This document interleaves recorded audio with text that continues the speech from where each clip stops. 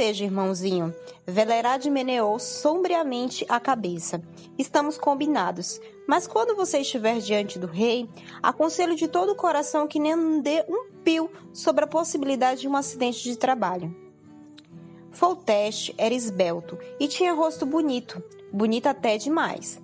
O bruxo avaliou que ele ainda não completara 40 anos. Estava sentado numa cadeira de braços em forma de anão esculpido em madeira escura, com as pernas estendidas na direção de uma lareira, junto da qual se aqueciam 2 cães. Do lado dele, sentado sobre uma arca, encontrava-se um homem mais velho, barbado e de complexão robusta. Atrás do rei, de pé, havia mais uma pessoa, ricamente vestida e com feições orgulhosas, um magnata. Um bruxo de Rívia, falou o rei, após um momento de silêncio que se seguiu ao discurso introdutório de Velerade. Sim, majestade, anuiu Geralt, fazendo uma referência. O que fez encanecer tanto seus cabelos? Excesso de feitiçarias? Posso ver que você não é velho. Tudo bem. Não precisa responder. Estava brincando. Você tem experiência? Sim, majestade. Pois me fale dela. Geralt fez uma reverência ainda mais profunda. Vossa Majestade deve estar ciente de que nosso código de conduta não nos permite falar sobre o que fazemos. É um código muito conveniente, senhor bruxo. Muito conveniente.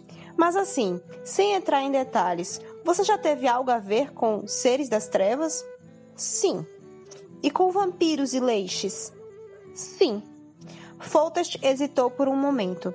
E com estriges? Geralt ergueu a cabeça e fixou o rei diretamente nos olhos. Também. Foltest desviou o olhar. Velerade, chamou. As ordens de Vossa Majestade. Você o pôs a par de todos os detalhes?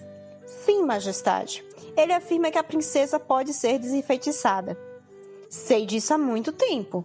De que modo, senhor bruxo? Ah, é verdade, já me esquecia. O tal código. Muito bem. Apenas uma pequena advertência. Estiveram aqui vários bruxos. Velerade, você lhe contou? Ótimo.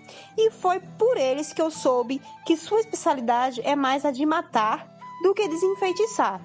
Quero que saiba que isso está fora de cogitação. Se cair um só fio de cabeça da minha filha, a sua vai parar no cepo. Isso é tudo. Ostrich e o senhor Segelin, deverão ficar aqui e lhe dar todas as informações de que necessitar. É costume dos bruxos fazerem muitas perguntas. Deem comida a ele e o façam dormir no castelo. Não quero que fique vagando pelas tabernas. O rei levantou-se, assoviou para os cães e encaminhou-se à saída, fazendo esvoaçar a palha que cobria o piso do aposento. Chegando à porta, virou-se e disse: Se você conseguir, bruxo, a recompensa será sua. Talvez eu até acrescente algo a ela, caso faça um bom trabalho. Obviamente, o boato sobre a possibilidade de se casar com a princesa não contém um pingo de verdade. Ou você acredita que eu daria a mão de minha filha ao primeiro vagabundo que passasse por aqui? Não, majestade, não acredito. Muito bem, isso mostra que você é inteligente. Foltest saiu, fechando a porta atrás de si. Velerade e o magnata, que até aquele momento tinha se mantido de pé, imediatamente sentaram-se à mesa. O Starost sorveu o resto do vinho da taça real, olhou dentro do cântaro e soltou um palavrão. Ostrich, que ocupou o lugar do rei, ficou olhando para o bruxo com o senho franzido, alisando as mãos e os braços esculpidos da cadeira. O barbudo Segelin fez um gesto para Geralt. Sente-se, senhor bruxo, sente-se. Já vou servir o jantar. Sobre o que o senhor queria conversar? Acho que o Starost, Velerade, já lhe disse tudo o que poderia ser dito. Conheço-o. Bem, sei que se ele pecou foi mais por excesso do que por falta de detalhes. Tenho apenas algumas perguntas. Pois então as faça. O Starost me contou que após o aparecimento da Estrige, o rei convocou muitos versados. É verdade, mas nunca use o termo Estrige. Fale sempre princesa. Dessa maneira você diminuirá o risco de cometer esse erro na presença do rei e os de todas as complicações daí resultantes. Entre os versados havia alguns conhecidos, famosos? Havia, tanto àquela altura como agora. Não me lembro dos nomes. E o senhor, Ostrich? Também não me lembro, respondeu este. mas sei que alguns deles desfrutavam de fama e reconhecimento. Falou-se muito sobre isso. E eles concordavam com a tese de que o feitiço poderia ser desfeito? Longe disso, sorriu Seguelin. Discordavam em tudo. Uns afirmavam que poderia ser desfeito, que seria algo relativamente simples, sem a necessidade de habilidades mágicas. Pelo que entendi, bastaria alguém passar uma noite, desde o pôr do sol até o terceiro canto do galo, no subsolo do castelo, junto do sarcófago. Efetivamente, algo muito simples, zombou Velerade. Gostaria de ouvir uma descrição da princesa. Velerade ergueu-se de um pulo. A princesa tem um aspecto de uma estrige, gritou. A mais estrigente das estriges de que ouvi falar. Sua Alteza Real, a maldita filha bastarda do rei, mede 4 côvados. Lembra uma barrica de cerveja. Tem uma bocarra que vai de orelha a orelha e é cheia de dentes afiados como estiletes. Olhos vermelhos e cabelos ruivos. Seus braços tão compridos que chegam até o chão. São providos de garras como as de uma lince. Espanta-me o fato de ainda não termos começado a enviar seu retrato às cortes vizinhas. A princesa, que a peste negra sufoque, já tem 14 anos e está mais do que na hora de casá-la com um príncipe qualquer. Acalme-se, Staroste, pediu Ostrich, franzindo o senho e olhando de esguelha para a porta. Seguelin esboçou um sorriso. A descrição, disse, embora tão imaguética, é suficientemente correta. E imagino que era isso que desejava o nobre bruxo, não? Velerade esqueceu de mencionar que a princesa se move com rapidez extraordinária e é muito mais forte do que sua altura e constituição física fazem supor. E o fato dela ter 14 anos é uma verdade, se é que isso tem alguma importância. E tem, afirmou o bruxo. Ela ataca somente nas noites de lua cheia? Sim, respondeu Seguelin, quando ataca fora do castelo antigo. Dentro dele, muitas pessoas desapareceram independentemente das fases da lua, mas ela só sai no plenúlio, e assim mesmo, não em todos. Teria havido pelo menos um só ataque durante o dia? Não. De dia? Não. Ela sempre devora suas vítimas? Velerade cuspiu vigorosamente na palha. Irra! É isso a pergunta que se faça logo que vão servir o jantar, Geralt? Exclamou. Ela os devora, crava-lhe os dentes, come apenas uma parte ou deixa-os inteiros, certamente dependendo de seu humor no momento. Arranca a cabeça de um, estripa 2 e em outros deixa apenas os ossos. Uma filha da mãe. Tenha cuidado com o que fala, Velerade, repreendeu-o com severidade Ostrich. Pode falar o que quiser sobre Estrige, mas não ofenda a Ada em minha presença, apenas porque não tem coragem de fazê-lo diante do rei. Houve alguém que sobreviveu ao ataque? Perguntou o bruxo, fingindo não ter percebido a explosão do magnata. Seguelin e Ostrich se entreolharam. Sim, respondeu o barbudo. Logo no início, há uns 6 anos, ela se atirou sobre 2 soldados que estavam de guarda da cripta. Um deles conseguiu fugir. E mais tarde, acrescentou Velerade, houve o caso do moleiro, que ela atacou fora dos muros da cidade. Estão lembrados? No dia seguinte, já noite avançada, o moleiro foi trazido ao pequeno cômodo sobre a casa do guarda no qual fora alojado o bruxo. Acompanhava-o um guarda encapuzado. A conversa não trouxe grandes resultados. O moleiro estava apavorado. Tartamudeava, gaguejava. Muito mais revelaram ao bruxo as suas cicatrizes. A Estrige tinha uma impressionante abertura dos maxilares e dentes realmente afiados. Dentre eles, 4 caninos superiores, 2 de cada lado, muito longos. Suas garras eram com certeza mais afiadas do que as de uma lince, embora menos recurvadas. Aliás, foi exatamente graças a isso que o moleiro conseguiu escapar com vida. Concluído seu exame, o bruxo fez sinal ao moleiro e ao guarda, indicando-lhes a saída. O guarda empurrou o camponês para fora do aposento e tirou o capuz. Era Foltest em pessoa. Sente-se. Não precisa se levantar, disse o rei. Esta visita não é oficial.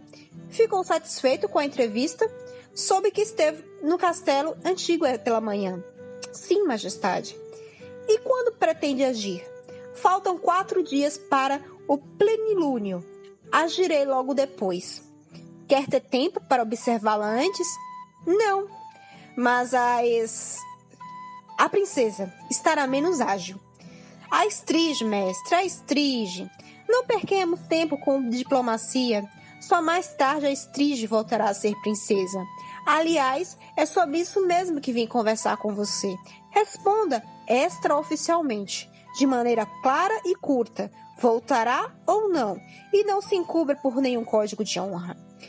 Geralt esfregou a testa e respondeu: confirmo, majestade, que o feitiço pode ser desfeito.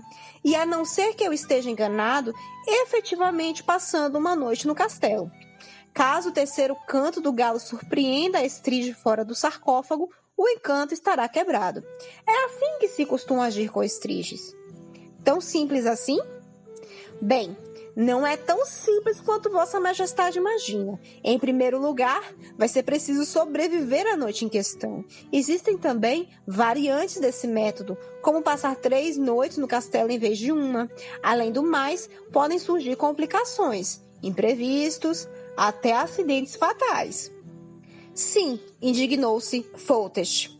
Algumas pessoas não se cansam de me falar disso. Segundo elas, o monstro deve ser morto, por ser, nesse caso, um caso incurável. Mestre, tenho certeza de que lhe disseram para matar logo de saída, e sem cerimônia alguma, essa devoradora de seres humanos, e depois dizer ao rei que não havia outra solução. O rei não vai lhe pagar, mas nós pagaremos. Trata-se de um meio muito prático e barato, porque o rei mandará decapitar ou enforcar o bruxo e o ouro continuará no bolso deles. E o rei mandará decapitar o bruxo assim, sem mais nem menos? Perguntou Geralt, fazendo uma careta. Foltest fixou o Riviano nos olhos por um longo tempo. O rei não sabe, respondeu por fim, mas o bruxo deveria levar em consideração essa possibilidade. Foi a vez de Geralt permanecer calado por um momento. Pretendo fazer tudo o que estiver a meu alcance para preservá-la, respondeu em seguida. Mas se as coisas saírem errado, defenderei minha vida, e Vossa Majestade também deve levar em consideração essa eventualidade. Foltest levantou-se. Você não me entendeu, disse. Não é esse o caso. É óbvio que você terá de matá-la por imperiosa necessidade, independentemente de isso me agradar ou não. Porque se não fizer, ela o matará sem a menor sombra de dúvida. É um assunto sobre o qual não me pronuncio oficialmente, mas jamais castigarei alguém que a matasse em legítima defesa. Mas não permitirei que ela seja morta antes de esgotadas todas as possibilidades de salvá-la. Já tentaram incendiar o castelo antigo, dispararam flechas em sua direção, cavaram buracos, prepararam armadilhas e laços até o momento em que mandei enforcar algumas pessoas. No entanto, não é disso que se trata. Ouça-me, mestre, sou todo ouvidos. Se entendi bem, depois do terceiro canto de galo não haverá mais um estrige. E o que haverá em seu lugar? Se tudo der certo, uma menina de 14 anos. De olhos vermelhos? Com dentes de crocodilo? Uma adolescente normal, só que... Continue. Normal fisicamente. E quanto ao aspecto psíquico? Cada dia um balde de sangue para o café da manhã? A coxa de uma donzela? Não. Psiquicamente é difícil colocar isso em palavras. Creio que ela estará no nível de uma criança de 3 a 4 anos. Vai precisar de cuidados especiais por bastante tempo. Isso está claro. Mas outra coisa me preocupa. O quê? Que aquilo possa reaparecer mais tarde. O bruxo permaneceu calado. Ah, disse o rei. Quer dizer que é possível. E o que deverá ser feito nesse caso? Se ela falecer após um desmaio de vários dias, seu corpo deverá ser queimado o mais rapidamente possível. Foltest ensombrou-se. Mas creio que as coisas não chegarão a esse ponto, acrescentou Geralt. Para maior segurança, darei a Vossa Majestade algumas indicações, no intuito de diminuir o risco. Já? Não é cedo demais, mestre? E se... Já, nesse instante, interrompeu o Riviano. Tudo é possível, Majestade. Pode acontecer que Vossa Majestade encontre na cripta uma menina desenfeitiçada, e ao lado dela, meu cadáver. Realmente? Apesar de minha permissão para você defender sua vida, a qual não parece não dar a devida importância? Trata-se de um caso bastante sério, e o risco é enorme. Por isso é preciso que Vossa Majestade preste muita atenção. A princesa deverá portar sempre uma safira, de preferência uma inclusão, pendurada no pescoço numa fina corrente de prata, sempre, de dia e de noite. O que é uma inclusão? É uma safira com uma bolha de ar no interior. Além disso, no quarto em que ela dormir, volta e meia deverão ser queimados na lareira alguns ramos de zimbro, genista e aveleira. Folteste ficou pensativo.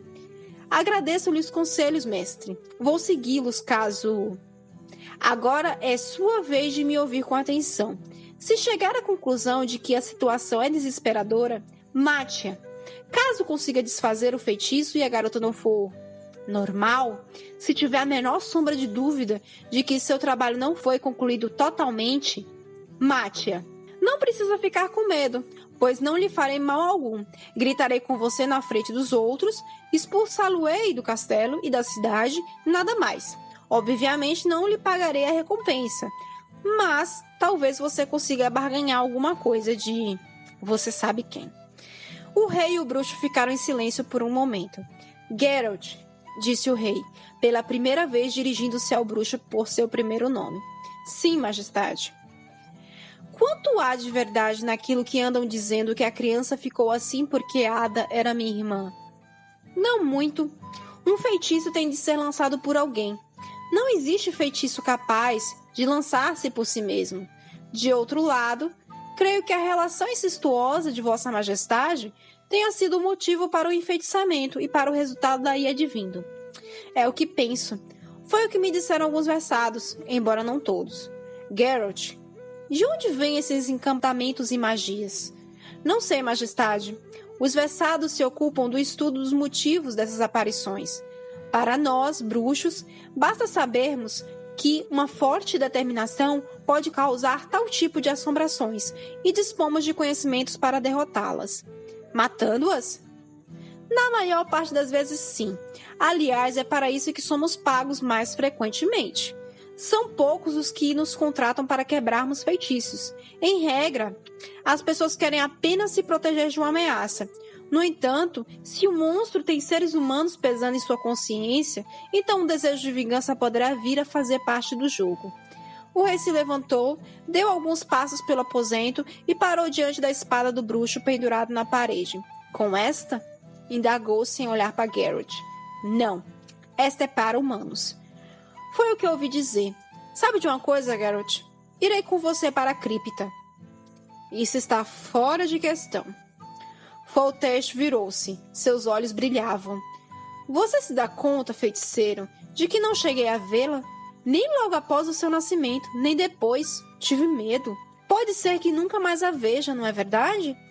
Por isso tenho o direito de estar presente quando você matá-la. Repito que isso está fora de questão. Seria morte certa, tanto para Vossa Majestade como para mim. Se eu perder um pouquinho de concentração, de força de vontade... Não, Majestade. Foltest encaminhou-se para a porta. Por um momento, Geralt teve a impressão de que ele sairia sem dizer uma palavra, sem um gesto de despedida. Mas o rei parou, virou-se e olhou para ele. Você inspira confiança, disse, apesar de eu saber quão velhaco pode ser. Contaram-me o que se passou naquela taberna. Tenho certeza de que matou aqueles 2 vagabundos exclusivamente para chamar a atenção para si, para chocar as pessoas e chegar a mim. Está mais do que claro que poderia contê-los sem a necessidade daquela matança toda. Nunca saberei se você está indo para salvar minha filha ou para matá-la. Mas aceito. Sou forçado a aceitar. E sabe por quê? Geralt não respondeu. Porque acho, continuou o rei, que ela está sofrendo. Estou certo? O bruxo olhou para ele com os olhos penetrantes. Não confirmou. Não meneou a cabeça. Não fez gesto algum. Entretanto, Foltest compreendeu. Sabia a resposta. Geralt olhou pela janela do castelo pela última vez. Anoitecia rapidamente. Do outro lado do lago, tremulavam as poucas visíveis luzes de Wizen. Toda a área em volta do castelo se tornara um descampado, um cinturão de terra de ninguém, que nos últimos 6 anos separava a cidade daquele lugar perigoso. Nada havia ali além de ruínas, vigas apodrecidas e restos de uma paliçada cheia de brechas, que, ao que tudo indica, não teria valido a pena desmontar e transportar para outro lugar. O próprio rei transferira sua residência para o mais longe possível, no lado oposto da cidade. A corpulenta torre do novo castelo avultava à distância, tendo por fundo o escuro céu azul marinho. O bruxo olhou ao redor do cômodo, vazio e saqueado, e retornou à empoeirada mesa, junto da qual, lenta e calmamente, começou a se preparar. Sabia que dispunha de tempo. A Estrid não sairia da cripta antes da meia-noite. Sobre a mesa havia uma pequena caixa com guarnições metálicas. Abriu-a. Em seu interior, apertados em minúsculos compartimentos forrados de feno, encontravam-se diversos frasquinhos de vidro escuro. O bruxo retirou 3 deles. Levantou do chão um embrulho comprido, envolto em pele de ovelha e amarrado com tiras de couro. Desenrolou dele, tirou uma espada de punho lavrado. A lâmina era protegida por uma brilhante bainha, coberta de fileiras de runas e símbolos místicos. O bruxo desnudou a lâmina, que brilhou como um espelho. Era de prata pura. Geralt sussurrou uma fórmula mágica e bebeu o conteúdo de 2 dos frascos, pondo, a cada gole, a mão sobre a empunhadura da espada. Depois envolveu-se cuidadosamente em seu manto negro e sentou-se no chão, já que no aposento, assim como em todo o castelo, não havia cadeira alguma. Permaneceu imóvel e com os olhos cerrados. A respiração regular de início logo ficou acelerada, rouca, agitada e então cessou por completo. A mistura, graças à qual o bruxo assumiu pleno controle de todos os órgãos do corpo, era composta basicamente de veratrum, estramônio, piuriteiro e eufórbio. Os demais ingredientes não tinham nome em nenhuma língua humana. Para alguém que não estivesse acostumado a ela desde criancinha, assim como Geralt, seria um veneno mortal. O bruxo repetidamente virou a cabeça. Sua audição, potencializada ao extremo naquele momento, captou sem dificuldade o som de passos no pátio coberto de urtigas. Não podia ser a Estrid. Era cedo demais. Geralt colocou a espada nas costas, ocultou o embrulho na chaminé da lareira e, silenciosamente como um morcego, desceu correndo as escadas. O pátio ainda estava claro bastante para que o homem que se aproximava pudesse ver o rosto do bruxo. Era o magnata Ostrich, que deu um passo para trás. Um involuntário esgar de terror e asco contorceu-lhe os lábios. O bruxo sorriu ironicamente, pois sabia qual era o seu aspecto. Depois de ingerir a mistura de beladona, acônito e eufrásia, seu rosto adquirira a cor de giz e suas pupilas se expandiram por toda a íris. O elixir, no entanto, permitia enxergar no escuro, e era isso que Geralt desejava. Ostrich recuperou-se rapidamente o controle. Você já está com a aparência de um cadáver, feiticeiro, disse. Certamente de medo. Mas não precisa ficar assustado. Trago-lhe a anistia. O bruxo não respondeu. Não ouviu o que eu lhe disse, seu sabichão riviano? Você está salvo e rico. Ostrich pesou na mão uma bolsa de razoável tamanho e atirou-a aos pés de Geralt. 1000 ducados. Pegue-os. Monte seu cavalo e suma daqui. O riviano continuou calado. Não fica regalando os olhos para mim, exclamou Ostrich erguendo a voz. E não desperdice meu tempo. Não tenho a mínima intenção de ficar aqui até a meia-noite. Deu para entender? Não quero que você desfaça feitiço algum. Não pense que você adivinhou. Não faço parte do complô de Velerad, Seguelin. Não quero que a mate. Tudo o que deve fazer é sumir daqui. As coisas têm de continuar como estão. O bruxo não se mexeu. Não queria que o magnata percebesse quanto suas reações e seus movimentos se aceleravam naquele instante. Escurecia rapidamente, e isso era vantajoso para ele, pois até a penumbra do crepúsculo era muito clara para suas pupilas dilatadas. E por que, senhor magnata, as coisas têm de continuar como estão? Perguntou, esforçando-se para proferir lentamente cada palavra. Eis algo que não lhe diz respeito, respondeu Ostrich com empáfia. E se eu já o soubesse? Ah, é? Prossiga. Não seria mais fácil destituir Foltest do trono se a Estrígia ameaçasse ainda mais as pessoas e a loucura do rei desagradasse a todos, tanto os magnatas como o populacho? Vindo para cá, passei pela Redânia e por Novigrad. Comenta-se por lá que não faltam pessoas em Wisen que considerem o rei Vizimir um libertador e um rei de verdade. Só que a mim, prezado Sr. Ostrich, nada interessa a política, nem a questão sucessória de tronos, tampouco golpes palacianos. Estou aqui para executar uma tarefa. Será que nunca ouviram falar do sentimento de obrigação ou de simples honestidade, de ética profissional? Não sabe a quem você está se dirigindo, seu vagabundo, exclamou Ostrich, colocando a mão no punho da espada. Basta! Não tenho o hábito de discutir com qualquer um. Quem é você para me falar de ética, de moral e de código de comportamento? Um João ninguém, que assim que chega mata 2 pessoas? Alguém que se curva em mesuras diante de Foltest, enquanto às suas costas barganha com Velerade como um assassino de aluguel? E é você que se atreve a erguer a cabeça diante de mim? Quer bancar um versado? Um grande mago? Um feiticeiro? Você, um bruxo imundo, suma daqui antes que lhe acerte as fuças com a lâmina de minha espada. O bruxo não se moveu, respondendo calmamente. É o senhor que vai sumir daqui, Sr. Ostrich. Está escurecendo. O magnata deu um passo para trás e sacou sua espada. Foi você que pediu isso, feiticeiro. Vou matá-lo. De nada lhe servirão seus truques, pois disponho de uma pedra tartaruga. Geralt sorriu. A reputação do poder das pedras tartaruga, que não passavam de matérias minerais formadas pela ação das águas, de formato oval e com ranhuras na superfície, era tão disseminada quanto falsa. O bruxo, porém, não quis perder tempo com fórmulas mágicas, menos ainda em cruzar a lâmina de prata de sua espada com a de Ostrich. Esquivou-se dos movimentos de